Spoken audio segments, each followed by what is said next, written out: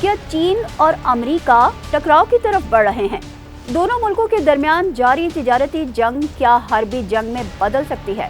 Trump के चीनी मसनूआत पर 10% इजाफी टैक्स बढ़ाने के फैसले को चीन ने बहुत संजीदगी से लिया है। बरतानवी न्यूज़ एजेंसी के मुताबिक चीन ने दो टोक अल्फाज में ऐलान कर दिया है कि अगर अमेरिका को जंग की ख्वाहिश है, चाहे वो टैरिफ जंग हो, ट्रेड वॉर या फिर किसी भी किस्म की जंग, हम आखिर तक लड़ने के लिए तैयार हैं। चीन ने इसके अलावा अपने दिफाई बजट के हवाले से क्या फैसला किया है और कनाडा के सबसे बड़े सूबे ओंटारियो के वजीर आला डग फोर्ड ने क्या धमकी दी है, वो कैसे और क्यों कर अमेरिका को अंधेरे में मुब्तला कर सकते हैं, और अगर वो अपनी धमकी पर अमल दरामद करते हैं तो अमेरिका की कौन सी रियासत और कौन सा शहर अंधेरे में डूब सकता है।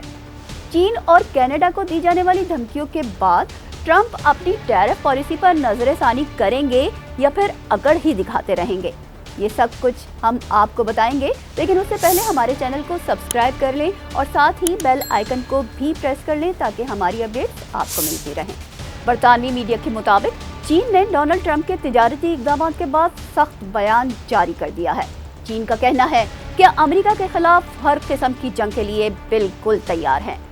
वफा करोगे, वफा करेंगे, जफा करोगे, जफा करेंगे।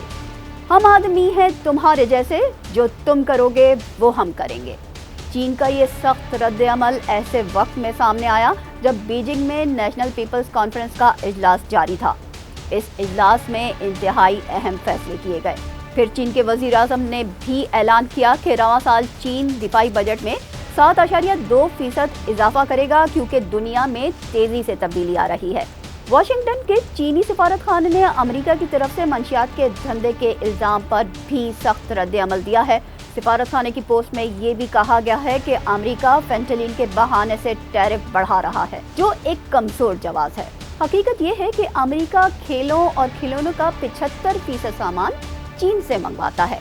अमेरिकी जरूरत के 56% इलेक्ट्रिक बैटरीज, 56% जूते चीन से ही जाते हैं। अगर इन मसनूआत पर टैरिफ बढ़ाने की पॉलिसी बरकरार रहती है तो नुकसान सिर्फ चीन का नहीं होगा, अमेरिका को भी कोई फायदा नहीं होने वाला। इन मसनूआत की दरामदात कम होने से तलब और रसद का फर्क बढ़ेगा, जिससे अशिया मजीद महंगी होंगी और अमेरिका में पहले ही महंगाई की शरह इंतहाई बुलंद है। चीन की धमकियों के साथ साथ नियाग्रा आबशार के ठंडे ठार मुल्क कनाडा से भी अमेरिका के लिए कुछ अच्छी खबरें नहीं आ रही। कनाडा के सबसे बड़े सूबे ओंटारियो के वजीर आला ने भी कैनेडियन मसनूआत पर टैरिफ बढ़ाने के जवाब में अमेरिका को बिजली की सप्लाई बंद करने की धमकी दे दी है।